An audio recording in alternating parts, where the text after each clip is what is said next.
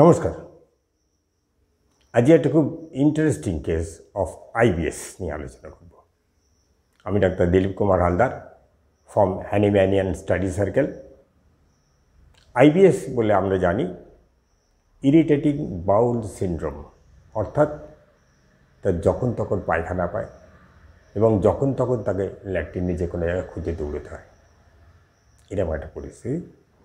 একটা ছেলে 22-23 বছরের ছেলে, ইঞ্জিনিয়ার, সে একদিন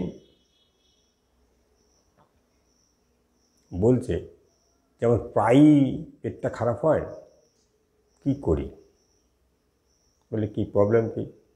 এবং বেশিরভাগ ক্ষেত্রেই ও আসে না, ওর মা আসে, হয়তো থ্রু ফোন কখনো কখনো কথা হয়। ওর মা এসে বলল এরকম কিছুই খেতে চায় না, ওর কোনো কিছুই ভালো লাগে না, যাই খায় তাতেই শরীরটা খারাপ করে, পেটটা খারাপ করে, ফলে ওই ভয়ে খেতেই চায় না, বলে কিছুই ভালো লাগে না। তাহলে কি করে? ও যেদিন অফিস যায়, মানে কাজে যায়, সেদিনে বেশিরভাগ দিনই খায় না।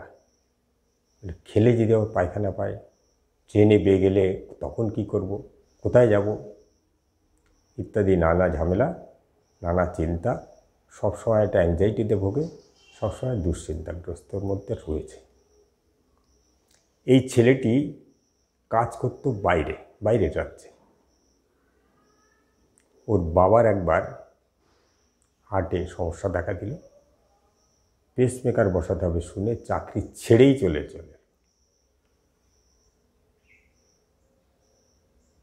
বাবার মার একমাত্র সন্তান।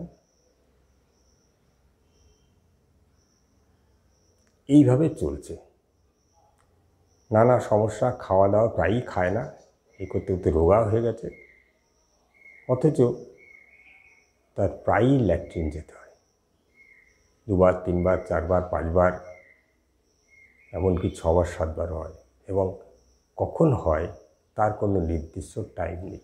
ফলে অলওয়েজ ও টেনশানে থাকে, সবসময় এটা খাবো না, ওটা খাবো না, সেটা খাবো না। আসলে ও তো বুঝতেই পারে না কোনটা খেয়ে হচ্ছে। ও সবসময় ভাবে এটা খেয়ে বোধহয় হচ্ছে, আরেক সময় ভাবলো এটা খেয়ে হচ্ছে, আরেক সময় ভাবলো সেটা খেয়ে হচ্ছে। ফলে আজ এটা বাদ দেয়, কাল ওটা বাদ দেয়, পরশু সেটা বাদ দেয়, এই করে করে খাওয়াটাই প্রায় বন্ধ হতে বসেছে। অথচ ভোগান্তিটা আছে, দিন বাই দিন ওজন কমে যাচ্ছে। ওর মা আসে ওষুধ নিতে, মার তো খুব চিন্তা, কী করব, কী ছেলেটাকে নিয়ে কী করব। এইসব দেখে তাকে পালসিটিলা, তাকে আর্জেন্টাম নাইট্রিগাম, নাক্সমিগা ইত্যাদি ওষুধ দেওয়া হয়েছে। আরও কিছু ওষুধ ছিল সে দেওয়া হয়েছে, কিন্তু কোনো কাজই হচ্ছে না। হয়তো একটু কমলো, আবার 2 দিন পরে যাকে চাই। তার মানে কি, রোগের গোড়ায় যাচ্ছে না। ওর মা আসে, ওষুধ নিয়ে যায়, আবার সেম রিপোর্ট।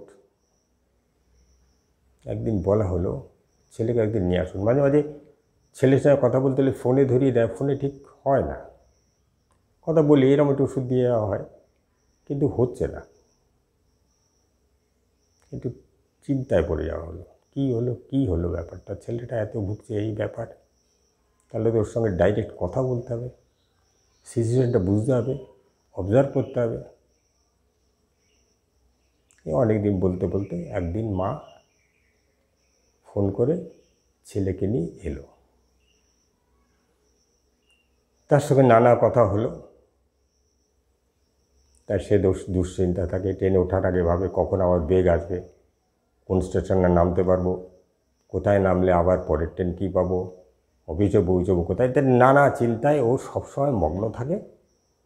আর কখন বেগ আসবে এই চিন্তায় মগ্ন থাকে। এখন তার মলদ্বারটাও যেন ব্যথা হয়ে গেছে, ওর পায়খানা যেতে ভয়ও লাগে, এত সিরিয়াস একটা অবস্থা হয়ে গেছে। তাই বলা হলো, এলো। বলতে বলতে বলছে আমার তো এখন ল্যাট্রিন যেতেই ভয় করে, বলে কেন? মলদারটা ব্যথা হয়ে গেছে, এইভাবে চললে কি করে হবে? এই সব ব্যাপারগুলো সে বলছে। বলতে বলতে বলছে, তো বলা হলো তোমার সমস্যাটা কি? বলছে এখন সে কলকাতায় একটা জায়গায় কাজ জয়েন করেছে, এখানে মাইনে বেশি নয়, অল্পই মাইনে পায়। বলছে সেটা সমস্যা নয়, সমস্যা হচ্ছে কাজের না স্যাটিসফ্যাকশান নেই, জব স্যাটিসফ্যাকশান নেই। কেন?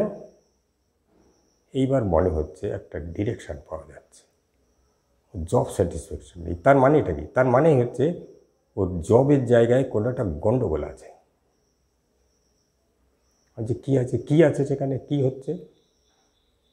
বলছে আমি কাজ করি, যদি একটু ভুলভাল হয় না, সবাই তার মন্তব্য করে, এটা হলো ওইটা হলো সেটাই, নানা রকম খারাপ মন্তব্য করে। আরে কাজ করতে হলে একটা ভুল তো হতেই পারে, কিন্তু যখন ভালো কাজ করি, কমপ্লিট সুন্দর হলো, সেই ক্ষেত্রে কিন্তু কেউ কিছু বলে না। বলে তাহলে? বলছি সেই সময় কিছু বলে না, আমার তো ভালো লাগে না। তাহলে কী হলো? তাতে তোমার কী অসুবিধা? তখন সে বলছে আমি ইঞ্জিনিয়ার মানুষ বলে মুখটা নিচু করে পড়ল, এবং মনে হলো চোখে বোধহয় এক ফোঁটা জল এলো, একটু চোখটা মুছল। বললাম তার মানে ব্যাপারটা কি তোমার?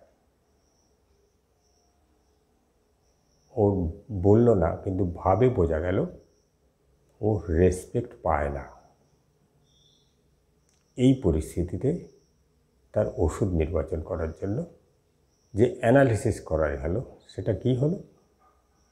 তাকে একটা ওষুধ দেওয়া হলো, এবং ওষুধ দিয়ে 3-4 দিন পরেই ওর মা ফোন করলো যে ছেলে এখন ভালো আছে, কিন্তু বেশ ভালো আছে, এতদিন যেটা আমি কখনো দেখতে পাইনি। তাহলে এবার একটু অ্যানালিসিস দেখা যায় কী দেওয়া হয়েছিল। কী দেওয়া হয়েছিল যদি ভাবা হয়, তাকে তো অনেক ওষুধ দেওয়া হয়েছে, অ্যাভারশন এভরিথিং থেকে অনেক কিছু, কিন্তু আলটিমেটলি কী বলল? তার জব স্যাটিসফ্যাকশান নেই। কাজের জায়গায় যখন ভুল হয় তখন সবাই রে রে করে ওঠে, এসে আসে এই কেন হলো, ওই কেন হলো, কিন্তু যখন ভালো করে তখন কেউ বলে না। এখানেই এর ঘা, এক নাম্বার কথা। তাহলে দেখা গেল ও চাইছে কি, রুব্রিকের ভাষায় বললে কী হবে? Dilution appreciated she is not, একটা রুব্রিক আছে এর ক্ষেত্রে। তাহলে এ অ্যাপ্রিসিয়েশান পাচ্ছে না, এটা এর কষ্ট। ওই যে বলল কাজ করলে ভুল হতে পারে, সেটা বলে যেমন, কিন্তু ভালো হলেও কেউ বলে না, তার মানে ওই অ্যাপ্রিসিয়েশান পাচ্ছে না, এটা একটা কষ্ট। দ্বিতীয় হচ্ছে বলতে বলতে যে আমি ইঞ্জিনিয়ার মানুষ বলে মাথা নিচু করলো, চোখ দিয়ে একটু জল গড়ালো, তার মানে কি ইঞ্জিনিয়ার, কিন্তু সেই মর্যাদাটা পাচ্ছে না। তার মানে কি ডিজায়ার টু বি রেসপেক্টেড রুব্রিকে চলে যাবে। তাহলে এই দুটো rubric, respect, desire to be, আর delusion appreciation he is not getting, এই যে দুটো রুব্রিক যদি দেখা যায়, দুটো রুব্রিক দিলেই কমন ওষুধ আছে হেমামালিস। একে হেমামালিসই দেওয়া হয়েছিল, এবং হেমামালিস 30। অদ্ভুত ব্যাপার, 30তেই তার কাজ শুরু হলো। মা বলছে এত ভালো কোনো দিন ছিল না। এখন বলছে যে এই কাছাকাছি চাকরিই ভালো। একদিন তো চাকরি যেতে ওর যেন মেজাজ খারাপ হতো, কষ্ট হতো। এখন বলছে এই কাছাকাছিই ভালো, এখানেই চাকরি করব, ঠিক আছে। মানে এই যে 30 হেমামালিস এতদিন 1-1.5 বছর ধরে ভোগা ছেলেটারকে সুস্থতার দিকে এনে দিচ্ছে, এটাই আশ্চর্য। সিম্পল দুটো rubric, dilution, appreciation she is not, next হচ্ছে রেসপেক্টেড ডিজায়ার টু বি। এইভাবে আমরা ছোট ছোট বিষয় আমরা যদি খুঁজে পাই, আর এই কেসটা বলার সবচেয়ে বড় উদ্দেশ্য হচ্ছে যে পেশেন্ট যদি সামনে না আসে, সব ফ্যাসেট কিন্তু আমরা ধরতে পারি না, সব অবজারভেশন কিন্তু মিস হয়ে যায়। এই যে কেসটা, ওই কথাটা হয়তো ফোনে পাওয়া যেত, ডিলিউশন অ্যাপ্রিসিয়েশন এটা হয়তো পাওয়া যেত, এই রেসপেক্টেড ব্যাপারটা কিন্তু পাওয়া যেত না, ফোনেও না, অর্থাৎ অনলাইনেও পাওয়া যেত না, ফোনেও মার দ্বারা ফোন করেও পাওয়া যেত না, যদি সামনে না আসতো। অর্থাৎ পেশেন্টের সামনে আসা বহু ক্ষেত্রে খুব দরকার, এবং বহু ক্ষেত্রে পেশেন্ট সামনে না এলে আমরা অনেক ক্ষেত্রে ভুলের জালে জড়িয়ে যাই। এই কেসটায় যা হয়েছে বছর দেড়েক ধরে সে ভুগেই যাচ্ছে, কারণ ওর মূল পয়েন্টটা বেরোয়নি, সামনে এসে ওর মনে খোঁচা দিতে, মেন্টাল স্ফিয়ারে খোঁচা দিতে, তখন মন থেকে বেরিয়ে গেল আমি একটা ইঞ্জিনিয়ার, বলে চোখটা নিচু হয়ে গেল। তার মানে কি, আমি একটা ইঞ্জিনিয়ার, সেই রেসপেক্টটা আমি পাচ্ছি না। এই ফিলিংসটা, এই অবজারভেশনটা কিন্তু পেশেন্ট সামনে না এলে পাওয়া যাবে না।